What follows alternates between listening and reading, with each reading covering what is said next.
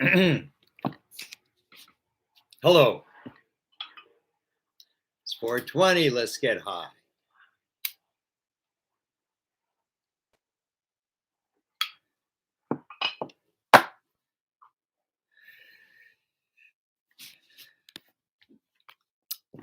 And I hope everyone is doing well.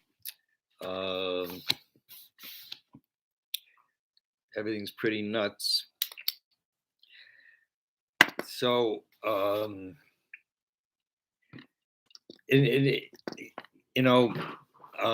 felt for quite a while now that, it's been the time to sort of put light into the world.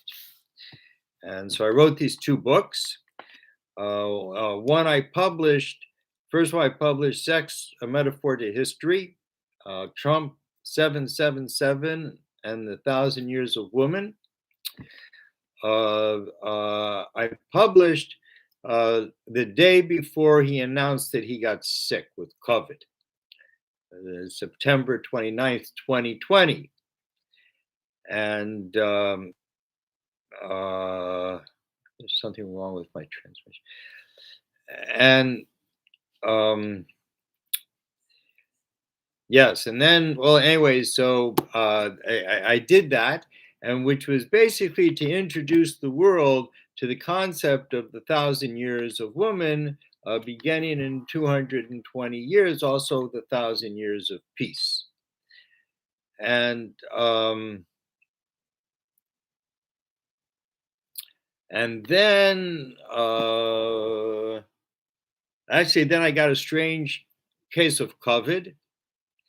And thank God I didn't get the respiratory thing, but I sure got the mental thing. And I thought for a while I was getting Alzheimer's or something. But in the end, I seemed to be more clear than I was at the beginning. I asked the doctor about this, and he said it happens sometimes.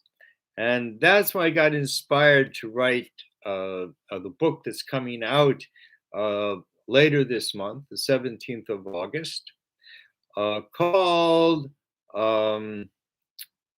Zohar Beyond the Black Hole, which is, and these two books are kind of, because they're written close together and they're both directly connected to the Zohar. So, reading from the first book, Sex, A Metaphor to History, and we're on the first part.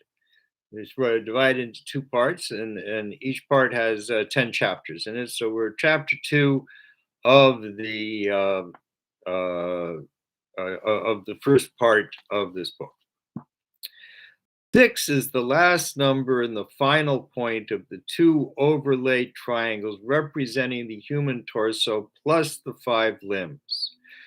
2 arms, 2 legs. Sex is number 6. Sex is a third way we differ from the animal who has sex merely to procreate at naturally appointed times, whereas the human being can be sexual anytime. Plus, human sexual expression is rarely the same. The sex and the mind are inexorably tied together into one composite, ubiquitous expression into, oh my God, the overwhelming experience of sex reduces the most hardened individual into ecstasy. There is a logical explanation how and why God fits into the equation of sex, mind, and mouth.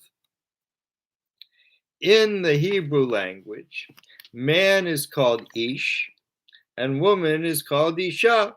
The difference being one has the letter Hey and the other has the letter Yud. When put together, the Yud and the Hey make the name Yah, the first of the 7 names of God. It should be noted, before God, all sexual acts are permitted. However, people show their love to each other is without judgment. God loves people having sex. So, if people love sex and God loves sex, Then what's the problem? The final sixth, the sixth point in the two overlaid triangles representing the human body is a conglomerate from the first 5 points, all struggling to find quiescence in their final iteration just prior to being revealed. When people gather to witness an event, the pushing stops when the event is actually when the event actually begins. Sex is no different. The five different components comprising sex push their influence into the sexual experience. Yet, at climax, all stand still, awaiting the effluence of the brain transported down the spine, in cooked in the balls, then delivered into a forceful ejaculation, pulsing with emotions. The first emotion is kindness, housed in the right arm, close to the lungs, breathing air into the body. The movement associated with kindness is opening, giving to all without discrimination, because the nature of kindness is to give. Kind people become frustrated, even angry when they cannot give. A man who exemplary in giving becomes depressed over impotency, the most intense kind of giving. It is well known a man would give away everything if not for his woman. The impetus to give is at the very nature of man, epitomizing his desire for woman. The second emotion, housed in the left arm, close to the heart, is severity. The necessity to hold back is an essential ability to sex. To overcome the intense desire to give, the ability to hold back through contraction must be even greater than the desire to give. Contraction squeezes together in an attempt to contain, consolidating energy for later use. These two harlequin skills, one revealed and the other hidden, are the basis for all that follows. These two, and these two endpoints, giving and receiving, hold between their arms the diverse possibilities available for human interaction.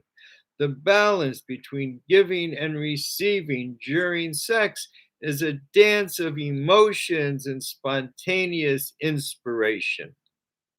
The third emotion, corresponding to the torso, is the combination of giving and holding back, representing beauty, truth, and peace. Beauty is imperfect because two can never become one.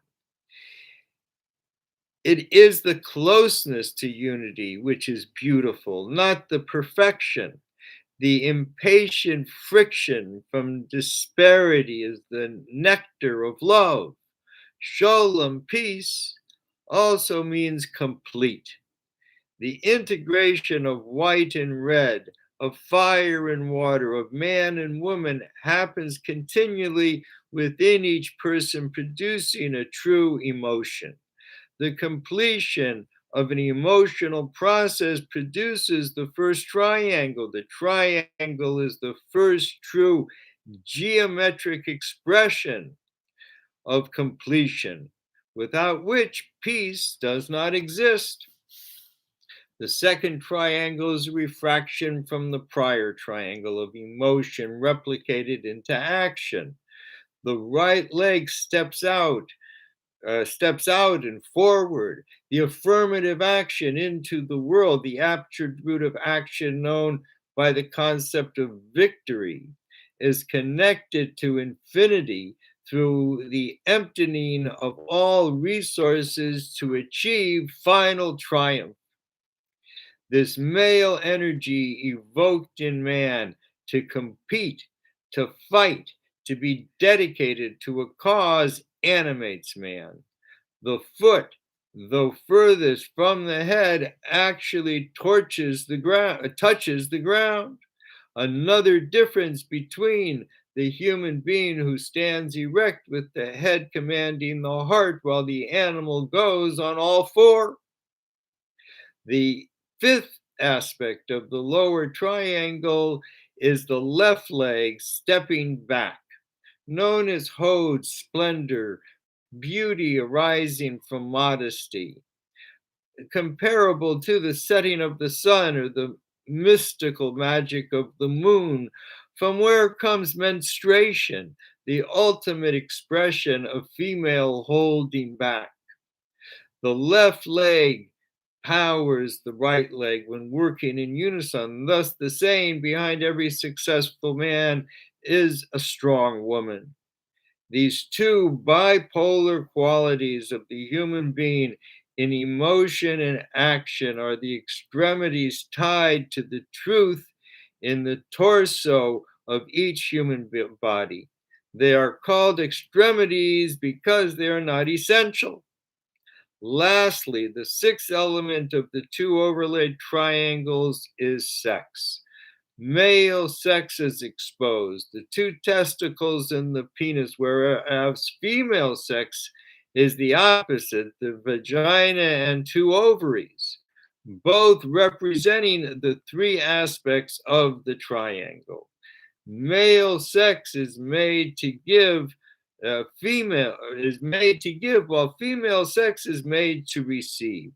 Each are fitted for life, one to produce the male seed, while the other produces the female egg, the sexual components of conception. The orgasm is the ultimate reward for plowing and planting. Sex has a direct positive effect in heaven. As is known, the greater the pleasure, the deeper the soul is touched. This lower point from the two overlaid triangles is the combination of all energies produced by the body coalescing in sex to drive home the DNA being spontaneous produced inside the brain of the man. Men can produce sperm from the time of puberty through old age. Women are the opposite, having a short time, often only a few decades, to be of childbearing ability. The man spontaneously produces myriads of sperm in one ejaculation, while woman is born with a few thousand eggs to be dropped once a month for perhaps 30 years out of her life. Man and woman, while having sex, are combining the infinite and the finite, coming together in a joyous rectification as the line of man and the curve of woman through the magic of Shaddai and Pi momentarily melding into one flesh, yielding a spontaneous sexual experience unique from all other human exploits or ordeals. Only childbirth magnifies the energy of sex, an experience relegated only to woman. The entire sexual process is connoted through the number six. The 666 is 18, equaling the gematria of the word Kai, life. 6 times 6 is 36, twice Chai, life elixir is pleasure. Nothing stands before will's desire for pleasure. All the ins and outs, the ups and downs that have happened throughout history are all culminating in our time. The end of days, the end of the 6,000-year calendar preceding the 1,000 years of woman and peace. The orgasm has begun, and those trying to wrest control over the thing, good luck. Because nothing stands before will's desire for pleasure. Money and power are meaningless before the fountain of life. Where nothing enters in is where God enters. Sex is a triangle between the man, the woman, and the creator, exemplified in the 6,000 year calendar leading to culmination. Sexual metaphor permeates creation on every level, particularly in history, particularly in historic contents. The rise and fall of empires, the looting and rampant raping, producing wars and spoils of war. Sex is a type of warfare where one is victorious while the other is conquered. There are those who eagerly spread their legs when the conqueror comes, and there are those who resist but eventually succumb because all is obliterated by the force of sex and in compost in compost nah, in yeah, in I can't say it. In compo- in the number six made from two triangles. The male and the female interlocked. A man who forces his way into a woman is a rapist. A man who seduces his way into a woman is a thief. But he who is invited in is a lover. Much of human history records the rapes and plunderings of peoples, accelerating the mixing of races. Also, history abounds with trade between nations, each seducing the other with their natural resources. Yet the culmination of history is undoubtedly love. When sex and love combine, the doors to the Garden of Eden open. The greater the pleasure, the further in we go, where God is elusive but waiting. Six is the culmination of the three vertical pillars upon which is hung the two triangles embodying the torso, arms, legs, and sex. Everything prior to sex is internal. Sex is the first outer expression from an internal process. What exudes from male sex is the final synthesis of the human experience condensed into a single seed, the smallest cell in the body. The egg from the woman is the largest cell in the body. Man can release infinite amounts of sperm in a lifetime, while a woman is born with a few thousand eggs. Together, they produce the spiral of life called the DNA, extracted from the line of the man and the circle of the woman.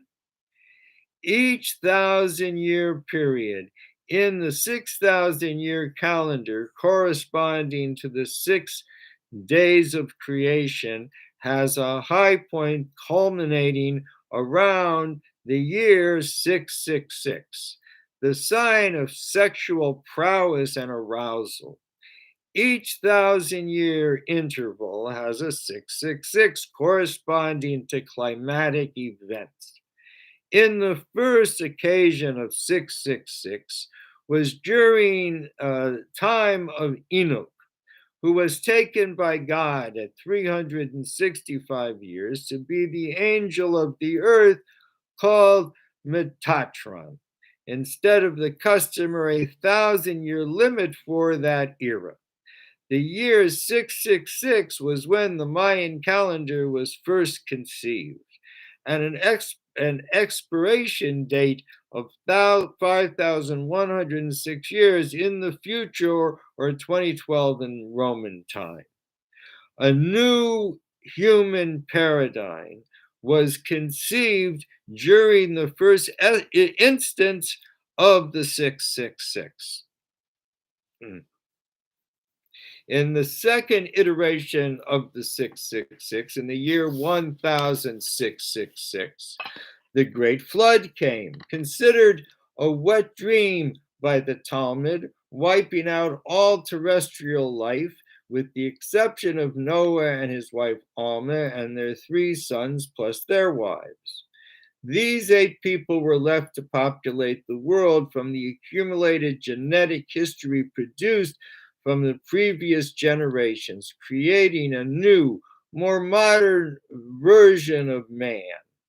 In each 1,000-year segment, the time of the 666 was always a turning point in history. The final iteration of 666 was in 5,666 or 1906, 1 week before the year 5,666. Einstein published E equals mc squared, the secret to light. The year 1906 was also a time of great creativity in Europe, where modern art celebrated the many permutations of form acclaimed in Cubism. There is only one place to go after the conclusion of 666, and that is the 777, a number predominant in our time. Trump was elected in the year 5,777. And when inaugurated, he was 70 years, 7 months, and 7 days. On March 11th, 2020, when the World Health Organization announced COVID-19, a pandemic, there were 7,770,000,000 people in the world. The end of days, which began in 1970, is where the 666 faces off with the 777 as they collide in our time, causing a long-awaited paradigm shift. Each of the 22 Hebrew letters is affixed with a number. The inner dimension called gematria. But the inverse is also true from the side of the creator, where each letter was originally a number value, later to be translated into words of prophecy. The power of 666 is diffused throughout creation. And each person alive on earth is part of this cosmic coitus. Each generation is part of this process, coming in and going out, hoping for completion. But now the time has come for culmination. God has been waiting for us. But after 50 years of intense tribulation and birth pangs, now is the time to push out the birth and change the world forever.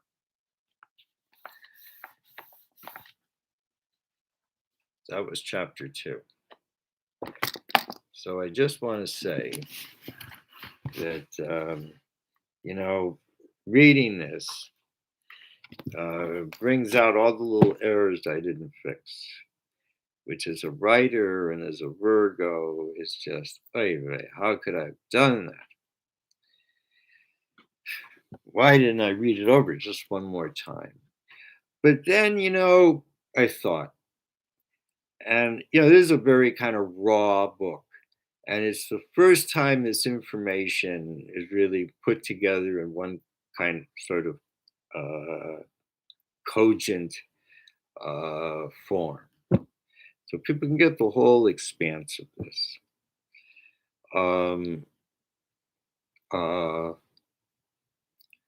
And it seems to me, trying to find a way out of this dilemma, that that maybe that's good. Maybe it's just good that it should, and that's sort of what I felt is this is just coming through me, and whatever is wrong in it somehow is good. It's hard to explain because certainly in books, the writer, after so much work, wants it to be perfect, and always only would take giving it to a copy editor to go through and make sure there's no grammatical problems. And one, I didn't have time. The other, I didn't have money. And I just felt I just had to do as quick as I could. to try to get this into the world before um, the election. Thought maybe could do something. Maybe I could get some sort of visibility for my ideas. None of that happened. But the next day, he came down with COVID, and I take complete responsibility for that. And happy to do it. And um, so I've just decided, because it's going through a new publication, just to leave it the way it is. And maybe sometimes down the line, I'll get together with an editor and make a more cogent book. But for now, it's cogent enough, and I think there's something good sometimes in just what the raw, real thing is, and people can come and make something better out of it. Please do. I'm not hiding the knowledge. On the contrary, this is all about putting the knowledge into the world so that you know so that everyone can wake up. And I've been doing some podcasts lately. I've been doing a couple a week, and the people who put these things on are just really excited about this knowledge, which is very exciting to me, And I've been doing this, writing it, talking it, for just decades, and I think I've become like very fluent in it. And in a sense, I'm like the only person who's fluent in it because it's my stuff, revealing really new information. And on my website, dovidhouse.com. So I describe myself as Einstein on acid because what I have revealed in the Zohar is more powerful than what Einstein revealed, with E equals MC squared. Because what this reveals is the overriding symmetry throughout creation that we can actually see now that we have telescopes. All right. I know it's a little few minutes early, but somehow I don't have much to say. Maybe I'll have another hit of the pipe and I'll think of something.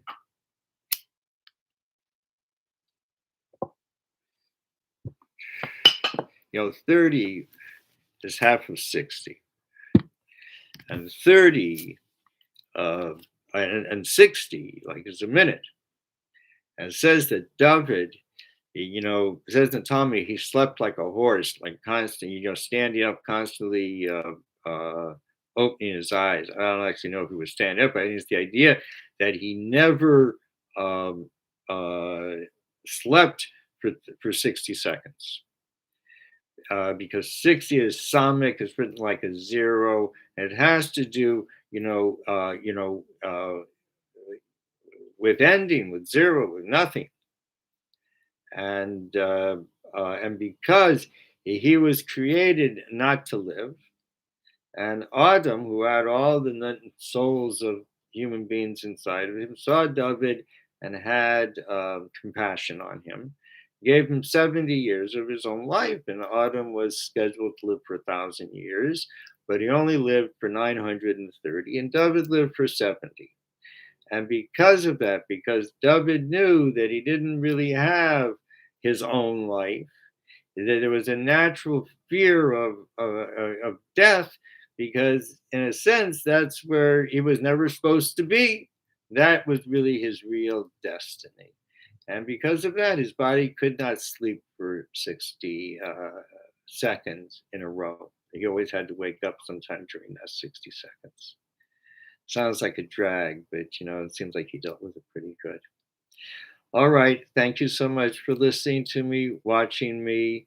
Uh, Tomorrow is Thursday. We'll continue at 4:20. Did I mention my website? dovidhouse.com. I have books there. I have a course there. I have cool stuff to read there. I'm going to be posting some more. I'm just getting it all sort of hashed out here, what I'm doing. trying to get ready for the publication of my book in like less than 2 weeks. All right, bye.